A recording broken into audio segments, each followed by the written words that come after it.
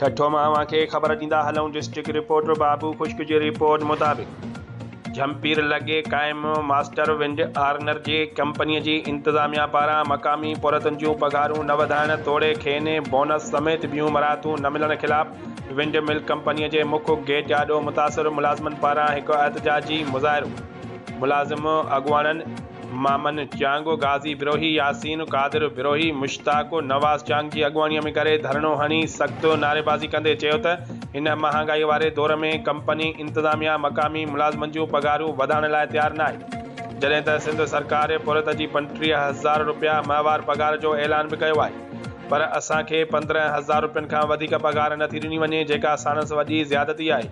उन खां सवाइ कंपनीअ जे एडमिन जो रवैयो बि मक़ामी मुलाज़िमनि सां बहितर न आहे।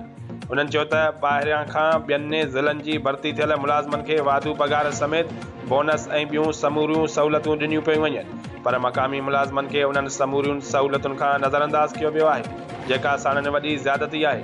उन्हनि घुर कई त खेनि वाधू पघार ॾेई बोनस समेत समूरियूं सहूलियतूं मुहैया कयूं वञनि, जेकी ॿाहिरां खां आयल ॿियनि मुलाज़िमनि खे ॾिनियूं वञनि थियूं।